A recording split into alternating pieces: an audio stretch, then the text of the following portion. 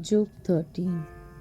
Lo, my eye had seen all this, my ear had heard and understood it. What ye know, the same do I know also.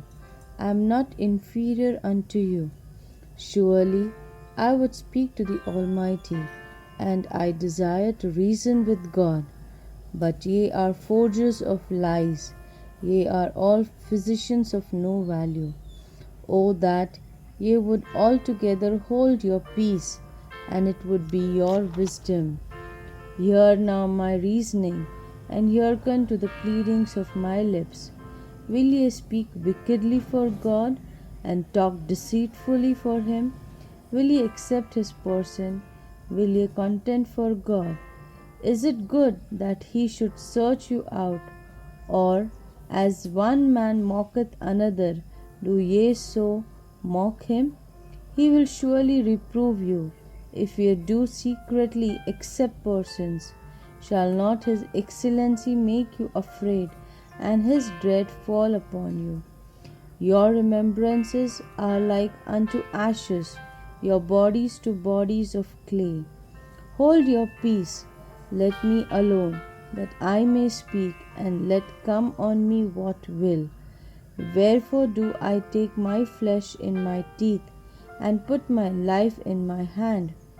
Though he slay me, yet will I trust in him, but I will maintain mine own ways before him. He also shall be my salvation, for an hypocrite shall not come before him. Hear diligently my speech, and my declaration with your ears.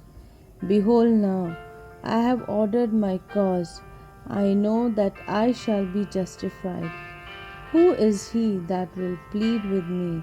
For now, if I hold my tongue, I shall give up the ghost. Only do not two things unto me, then will I not hide myself from thee. Withdraw thine hand far from me, and let not thy dread make me afraid. Then call thou, and I will answer, or let me speak, and answer thou me. How many are mine iniquities and sins? Make me to know my transgressions and my sin. Wherefore hidest thou thy face, and holdest me for thine enemy? Wilt thou break a leaf driven to and fro, and wilt thou pursue the dry stumble? For thou writest bitter things against me, and makest me to possess the iniquities of my youth. Thou puttest my feet also in the stocks, and lookest narrowly unto all my paths. Thou settest a print upon the heels of my feet, and he, as a rotten thing, consumeth as a garment that is moth eaten. Here is the explanation of Job chapter 13. Beginning with 13:1, Job's refuting of his friends' arguments included a protest that he did have wisdom, that he preferred an audience with God, and that his friends should be silent since God himself would repudiate their fraudulent characterizations of his person. Job recognized the risk of daring to discuss his case with the Almighty. Verse 14 and 15.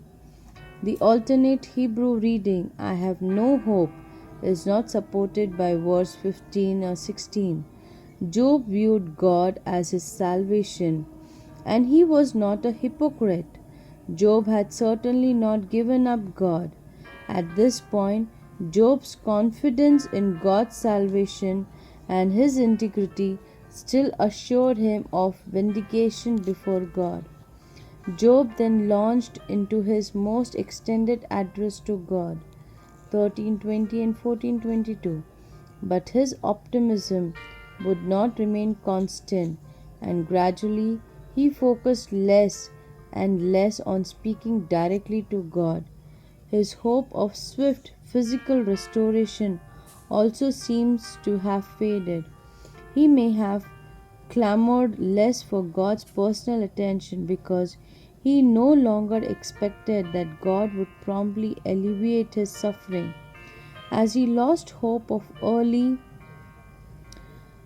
physical restoration, there was less direct engagement between him and the God he spoke of but could not find.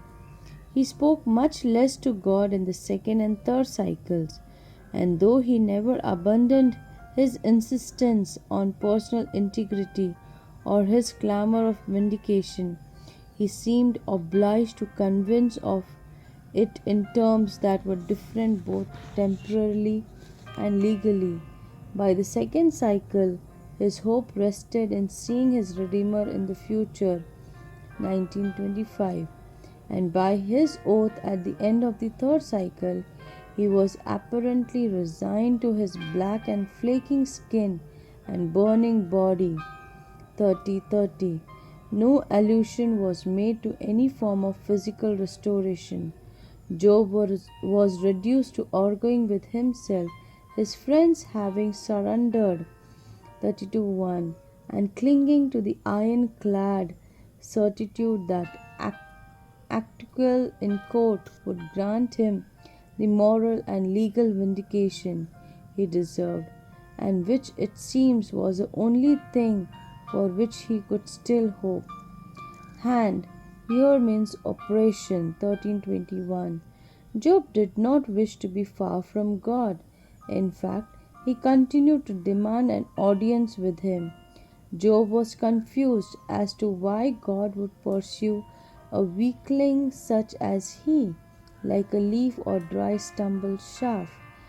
Verse 25. Job referred to bitter things, meaning that while God's accusations were hard to stomach, they reminded Job of his indirect youth, the reference to the decay or wasting away of human beings, Job 13:28, expressed a sentiment more clearly connected with what follows in chapter 14 and should be thought of as an introducing a new section that ends at 14:22.